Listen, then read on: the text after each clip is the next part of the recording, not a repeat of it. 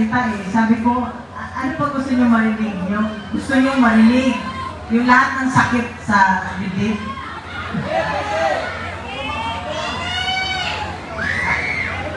Yung anak ko, baby pa sana, pero napilitan mag-mature dahil sa nangyari. Hindi naman natin may pagkait yan kung anong nangyari. Pero ito talaga, sana tayo Pilipino, isa-isip, magtanda na tayo. Kung gusto na ako lumuhod, umiyak dito, magtanda na tayo. Pumili na tayo ng mga tao matino, matapat, at yung magsisilbi sa bayan, hindi pagsisilbihan ang sarili. So, nung nasa loob kami, binisita namin ang papa niya, binili niya talaga. Binili niya talaga, uulitin ulit ito ni Veronica, binili niya, suportahan niyo ang Duterte. Kung hindi, kalimutan niyo na lang daw siya. So, yung lahat ng mga sumusuporta, miski sa bahay namin, sa Davao, sa ibang bansa, nakikita ko lahat ng suporta ninyo. Maraming salamat. Alam niyo ba doon sa Netherlands, iba't iba ang tao na pumupunta galing sa iba't ibang panig ng bansa. Meron pang taga-Pilipinas na pumunta na nakausap ko. Sabi ko, taga Quezon City sila. Dahil alam mo bakit? Natatakot na rin sila sa kanilang seguridad. Kung noong una, di ba, mahal ni Pangulong Presidente ang bawat Pilipino, gusto niya maging masaya, safe, ligtas, nakakauwi ng bahay. Walang nangyayaring masama. Sana ho, suportahan ninyo ang mga kandidato ni Pangulong Presidente Duterte, Rodrigo Duterte, yung 10. Nakikiusap po ako at yung sa mga darating na mga araw, maging mapagmatsyag po tayo lalo na sa araw ng eleksyon. Tulungan natin ang bansa, tulungan natin ang susunod na henerasyon. Wala na hong natira sa atin. Di ba naalala nyo nung naging siya ang presidente? Naalala ko, OFW ako eh. Lahat ng mga Pilipino na sa abroad, proud na proud maging Pilipino. Pero ano ho ngayon ang nangyari?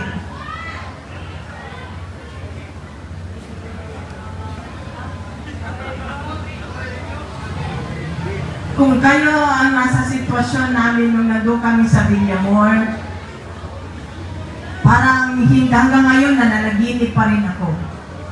Parang hanggang ngayon hindi pa rin ako makapaniwala.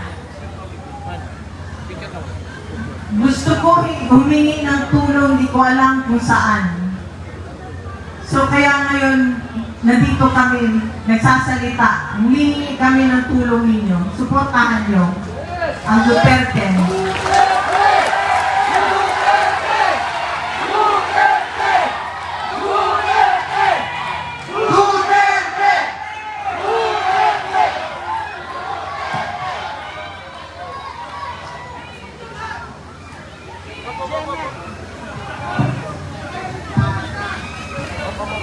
Podium mic, please.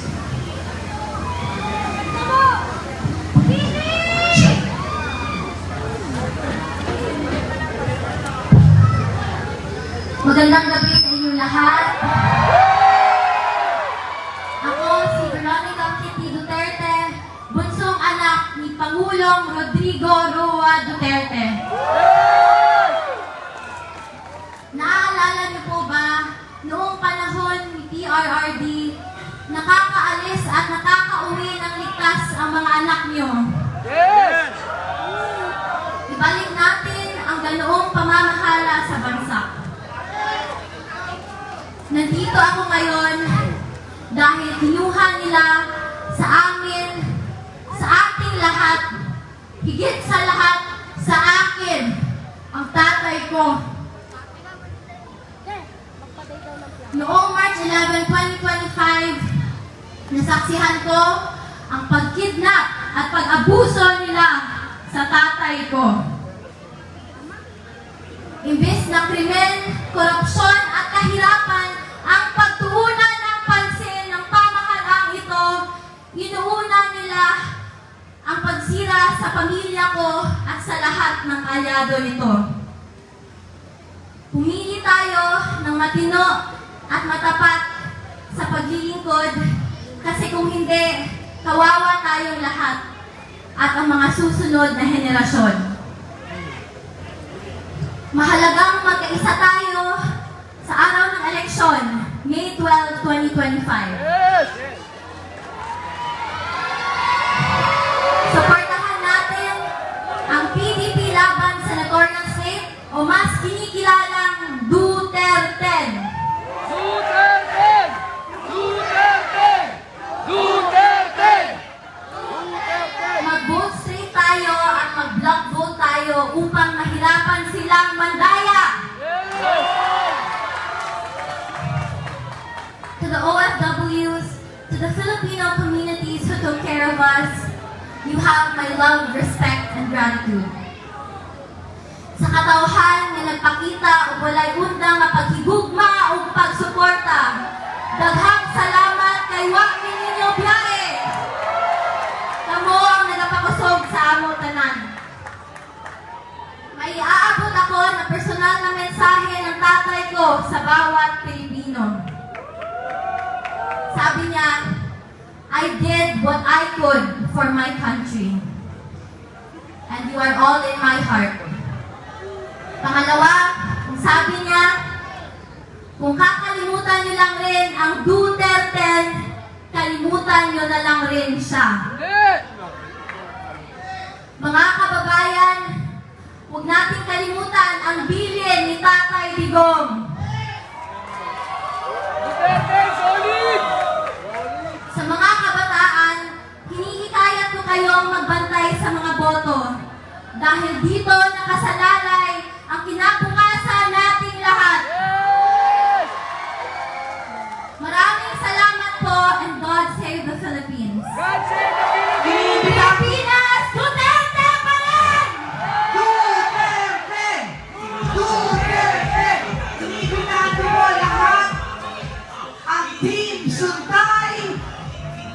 Pinamumunahan ni Congressman Bong Suntay at ang kanyang pamangkin na si Mix Suntay, Attorney Mix Suntay at si Kiko Del Mundo kasama ang Duterte candidates Senator Rodante Marcoleta, Senator Raul Lambino, Senator Philip Salvador, and representing Senator Pastor Quiboloy, Attorney Bobet Torreon, together with Senator J.B. Hinlock, Hanilet Avancenia, and Kitty Duterte.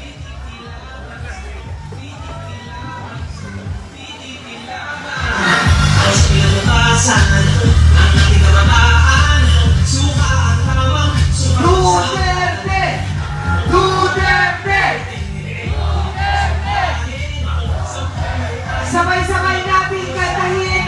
Kung pwede nyo buksan ang inyong mga flashlight, buksan po ninyo.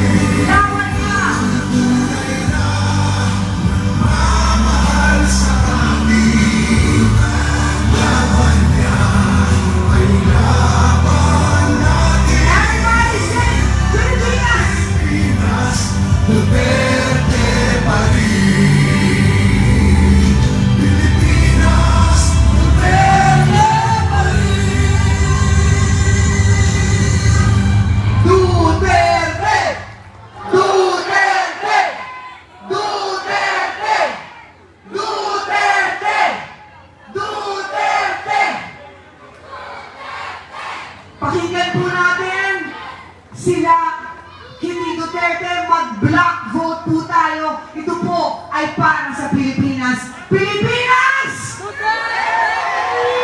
Pilipinas! Pilipinas! Maraming salamat sa ating mga senador. Maraming salamat, Congressman Bo Suntay, for hosting this rally. Maraming salamat. Team Suntay, Meg Suntay, Kiko, and our Duterte candidates, Boto de la Rosa, Bongo, Hino, Lambino, Iboloy, Rodriguez, Salvador, Mata. Naman nila Duterte, Pilipinas unahin. Sampung may asim, kumanta kayo sa amin.